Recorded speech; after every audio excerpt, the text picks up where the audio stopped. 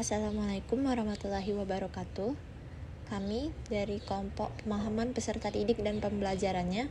Adapun anggota dari kelompok kami terdiri dari Etin Rairi Faral, Mela Dwi Istiqomah, Rasdiana Windarti, dan Rizka Menisari. Pada video kali ini, kami ingin memaparkan hasil diskusi topik 1 mengenai memberikan tanggapan terhadap kasus di ruang kelas. Kasus 1. Bayangkan jika Anda adalah seorang guru matematika di kelas 7. Saat ini Anda hendak menyampaikan materi mengenai matematika sosial, yakni mencari nilai rata-rata atau min. Untuk memudahkan peserta didik dalam memahami pembelajaran, Anda dapat mencoba untuk membuat urutan atau langkah-langkah yang perlu diikuti oleh peserta didik agar dapat mencari nilai rata-rata pada sebuah soal. Anda meminta kepada peserta didik untuk mengerjakan soal yang Anda berikan. Hasilnya, peserta didik mampu mengerjakan dengan benar, sesuai dengan langkah yang telah Anda siapkan. Beberapa saat kemudian, Anda meminta kepada peserta didik untuk mengulangi soal yang sama tanpa melihat urutan pengerjaan soal, dan peserta didik mampu mengerjakannya dengan benar. A. Menurut Anda, apa yang membuat peserta didik mampu mengerjakan soal dengan baik pada percobaan kedua tanpa melihat urutan atau langkah pengerjaan soal? Peserta didik mampu mengerjakan soal dengan baik karena mereka sudah memahami langkah-langkah yang diberikan oleh guru, sehingga peserta didik dapat menangkap materi dengan baik dan paham tentang pengerjaan soal yang diberikan. Selain itu, mereka sudah mencoba berlatih sebelum mengerjakan kembali, sehingga mereka sudah terbiasa mengerjakan soal dengan langkah-langkah yang guru berikan. Sebagai seorang calon guru, dalam kegiatan belajar yang seperti apa metode di atas dapat diterapkan? Elaborasi jawaban Anda dengan menyertakan teori yang berkaitan. Metode di atas dapat diterapkan pada pembelajaran matematika. Misalnya, pada materi penyajian data yaitu mengubah data tunggal menjadi data kelompok. Hal ini sesuai dengan teori behavioristik yang mana siswa memerlukan stimulus dalam pembelajaran berupa contoh pengerjaan soal, sehingga mereka dapat mengerjakannya sendiri dan memperoleh hasil yang baik. Dalam pembelajaran tersebut, perlu adanya proses pengulangan materi, sehingga peserta didik dapat terbiasa untuk mengerjakan latihan soal yang serupa.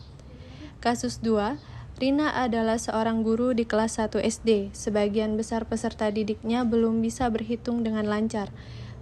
Rina sedang memikirkan cara yang sesuai untuk membantu setiap peserta didik menyelesaikan tentang belajarnya. Menurut Anda, apa yang dapat Rina lakukan untuk membantu peserta didiknya sesuai dengan tahapan perkembangan usia? Pada anak kelas 1 SD, mereka berada pada tahapan pra-operasional yang mana mereka sudah menggunakan tanda-tanda dan simbol. Namun, pada tahapan ini cara berpikir mereka belum sistematis, sehingga masih butuh bantuan bentuk konkret yang dekat dengan kehidupan sehari-hari untuk belajar berhitung. Misalnya pensil, pena, spidol, dan lain-lain. Agar peserta didik dapat berhitung dengan lancar, Bu Rina harus melakukan kegiatan pengulangan dan pelatihan yang berkesinambungan. Mengapa Anda menyarankan hal tersebut? Elaborasi jawaban Anda dengan menyertakan teori yang berkaitan. Karena pada anak kelas 1 SD berada pada tahap pra-operasional konkret menurut teori Piaget, sehingga mereka sudah mampu menggunakan simbol dan tanda-tanda dalam melakukan perhitungan dibantu dengan analogi benda konkret. Pada tahap ini, peserta didik juga masih memerlukan bantuan orang dewasa dalam membantu mereka memahami masalah hal ini sesuai dengan teori behavioristik yang menyatakan bahwa dalam pembelajaran peserta didik butuh stimulus yang kuat agar menghasilkan respon yang kuat. Kasus 3, Made adalah seorang guru yang mengajar di salah satu sekolah negeri wilayah Bali. Ia mengampu mata pelajaran bahasa Indonesia. Ia hendak mengajarkan materi teks deskripsi pada peserta didiknya. Pada buku cetak yang menjadi panduannya saat mengajar, terdapat beberapa contoh tes deskripsi menceritakan tentang bangunan-bangunan pencakar langit yang ada di ibu kota. Dengan memperhatikan latar belakang setiap peserta didik, Made pun mencoba untuk memberikan contoh berbeda. Ia memberikan contoh tes deskripsi tentang pantai dan makanan khas di Bali. Pertanyaan pertama, menurut Anda, Apakah pertimbangan dan keputusan Made sudah sesuai? Mengapa demikian? Keputusan Made sudah sesuai karena beliau memperhatikan karakteristik peserta didik dalam pembelajaran. Made mengganti contoh bahasan yang menyesuaikan etnik atau suku bangsa dalam kelas tersebut. Pantai dan makanan Bali merupakan konteks yang lebih dekat dengan peserta didik dibandingkan bangunan-bangunan pencakar langit di ibu kota. Konteks tersebut juga cocok digunakan sebagai contoh dari tes deskripsi.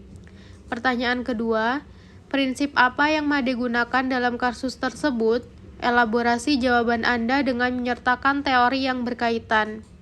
Made menggunakan pembelajaran yang relevan, yaitu pembelajaran yang dirancang sesuai konteks, lingkungan, dan budaya peserta didik.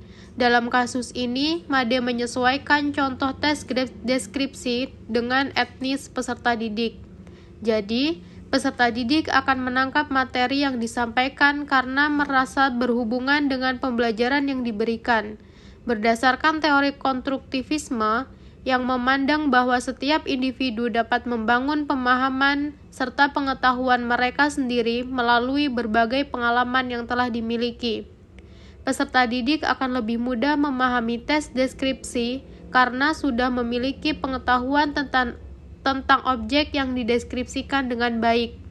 Peserta didik dapat membangun pengetahuan baru, yaitu pemahamannya terhadap tes deskripsi dengan pengetahuan yang sudah mereka miliki atau pengetahuan tentang lingkungan yang dideskripsikan. Baiklah, demikian hasil pemaparan dari kelompok kami. Terima kasih atas perhatiannya. Wassalamualaikum warahmatullahi wabarakatuh.